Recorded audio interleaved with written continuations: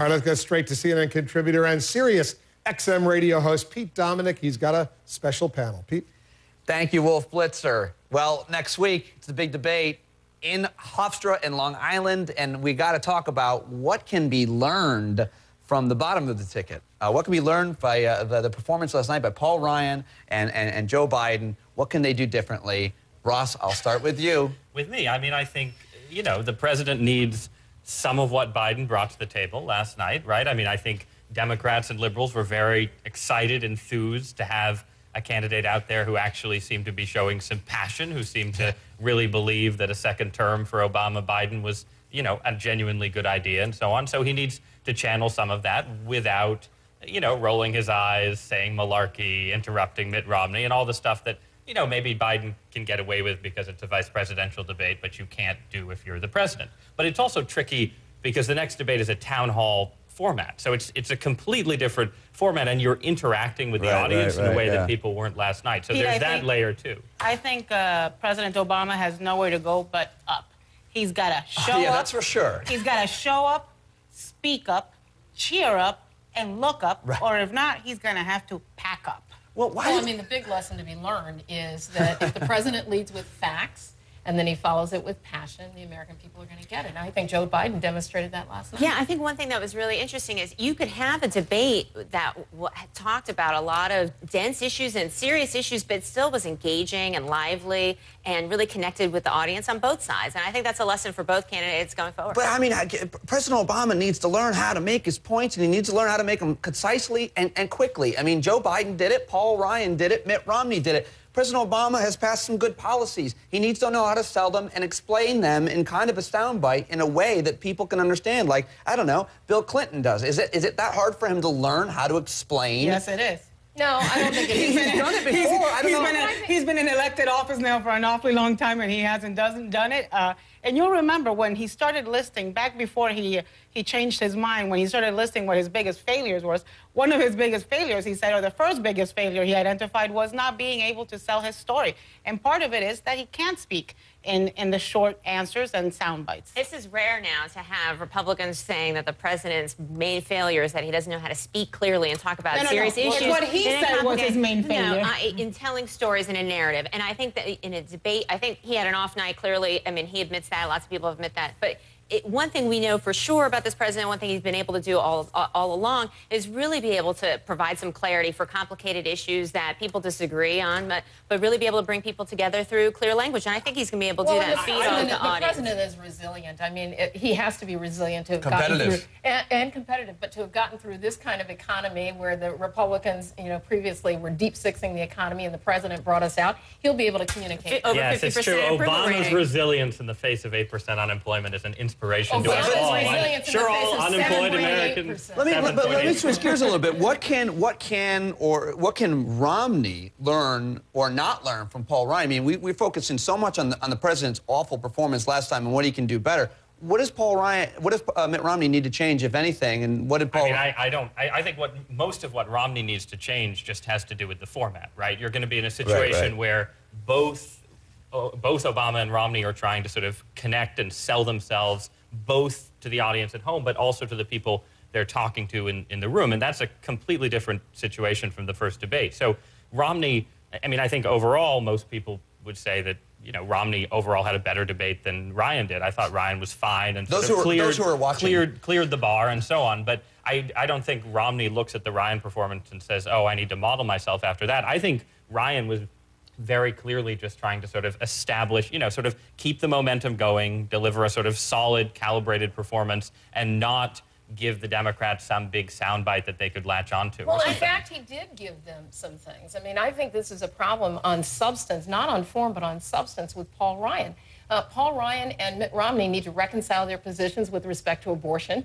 That's really clear that they have to do that. They have to reconcile where they are in terms of saying where it is that their $5 trillion is going to come from, if not on the backs of middle-class Americans. But then Joe Biden, by the same... All right, this administration needs to reconcile their position on where they are on Benghazi. Right. I mean, Joe Biden, you know, we spent today listening to the White House say, well, everything Joe Biden said about Benghazi, he wasn't speaking for the administration. He was speaking for Joe understand that. Do voters? I mean, I think we can criticize the administration quite a bit and how this has been handled, and the confusion and maybe dishonesty.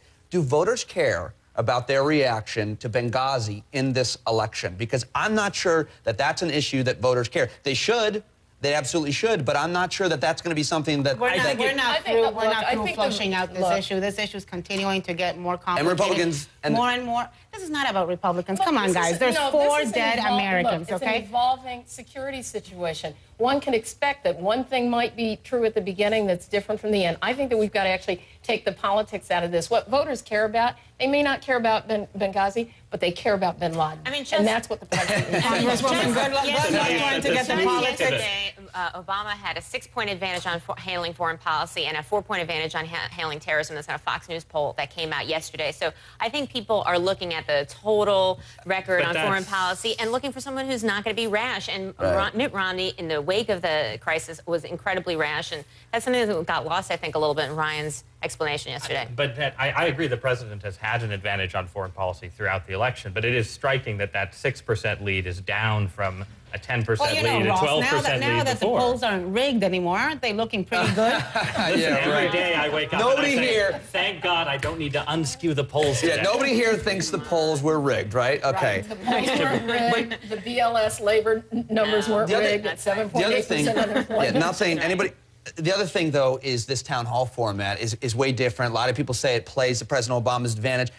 President Obama's got to change gears and got to take a lot of different tactics, and he's ready for this, quote, moderate Mitt. And Mitt Romney knows that President Obama, as you said, is competitive and is going to try to come back, and that changes the game. You know, one advantage that President Obama has this time, frankly, is that the expectations game has gone topsy-turvy. Right. Last time, the American people were all expecting him to do extremely well, to win that debate.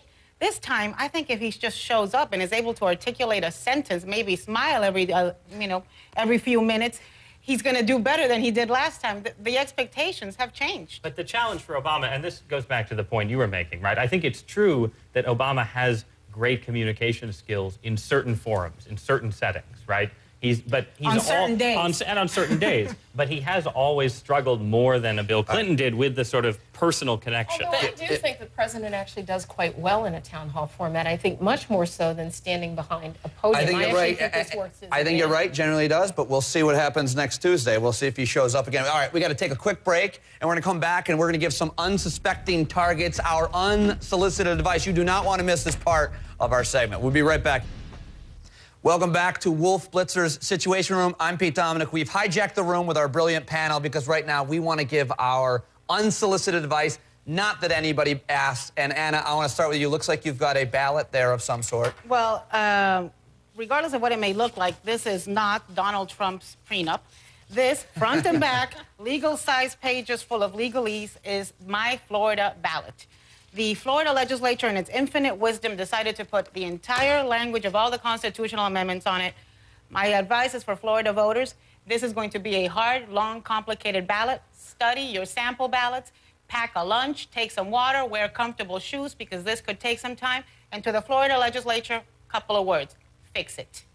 It's a good thing there have never been any problems with Florida ballots in the past, because otherwise this might be actually a concern for the rest of the country as well. I actually do think this is going to turn into a problem. It affects, every county is going to have longer, more complicated ballots. Who runs the legislature, the state house in Florida?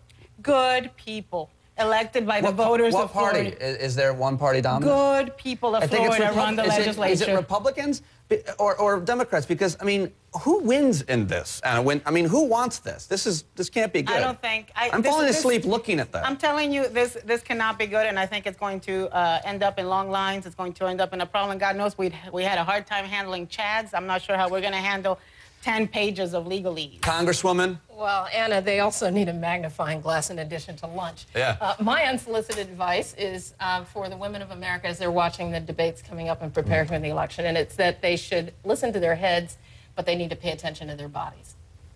Well, I think they should also listen to their pocketbook. Pay some attention to what's going on there. We need jobs. We need to be able to feed our families. We need to be able to put food on the table. That's true, but they need reproductive freedom to make sure that they have the ability to make all of those choices. So that they have the ability to make families. The choice is actually really clear between one direction or the other, and so they need to pay attention to their head, listen. I don't think it's that clear. Post-debate, Post-debate, the gap with women has also narrowed. It's narrowed with practically every demographic group and every geographic area. No, women and men move, but the gaps stay the same. And I was watching the CNN dials last night, and when Paul Ryan was talking about abortion, women were flatlined. They were not responding to what he had to say. Actually, his lines went up, I think, when he was talking about the ultrasound and his first child. As if I'm remembering the CNN. I agree with you, Congresswoman, and we can either talk about the abortion issue forever, or we can get to Ross. I can give some unsolicited advice. Not about the abortion issue. No? Mine, yeah, I know you're desperately disappointed. All right. Mine is for the people of the European Union, right? First of all, congratulations on being awarded the Nobel Peace Prize. It's wonderful. I've been emailing all my friends in Europe asking where they're going to put it on their mantelpiece, you know, somewhere else. But also beware of Norwegians bearing gifts. This prize was awarded by a Norwegian committee. Obviously, the point was to say, you know, the EU has been great. It's encouraged peace and security and so on, and so probably we need further integration and so on. But the thing is that Norway itself is actually not a member of the European Union and is not a member of the Euro. And Norwegians are probably feeling pretty relieved about that right now. Yeah. And Norway, in spite of not being part of the EU, has managed to resist the temptation to invade Sweden for the last 20 or 30 years. To be fair, they have a huge plot of oil there, too. Well, they do, yes. No, absolutely. No, there are good reasons. Ross, the question is, who's going to get the cash money? Because God knows there's enough countries in the European Union that need it. Right, it's all going to Greece. All right, yeah, right. Margie.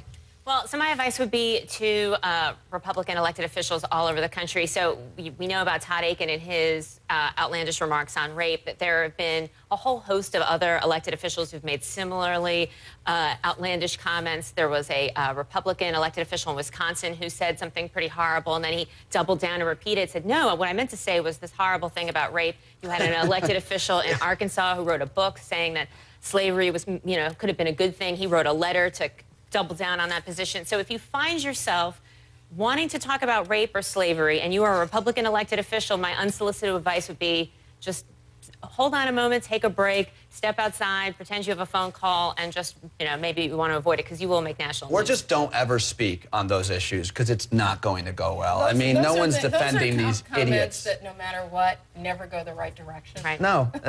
And it's also comments that shows how little men understand about women and their bodies. It's ignorant and it's ridiculous. Well, we all agree on this. We all agree that men don't understand women's bodies. Thank you, Anna. Do you want to expand on it personally? All right. My unsolicited advice is for debate watchers and for the media who talks about style over substance. This is not a fashion show. We're not voting for American Idol or voting to root somebody off the island. It's not about style. Oh, he rolled his eyes, he threw his hands up, he cocked his head to the side, he got a little sweaty. You should get sweaty. There's a lot of pressure. It should be about substance. It should be about policy. We should have as much of that, and we should be listening for that as voters. We know we're not going to get everything we want to hear, but last night's debate, we got a lot more, I think, substance, and we got a lot of style from Joe Biden, and there was a lot of focus on it. But substance matters, and Americans need to stop worrying about how someone looks and what tie they're wearing and how they walk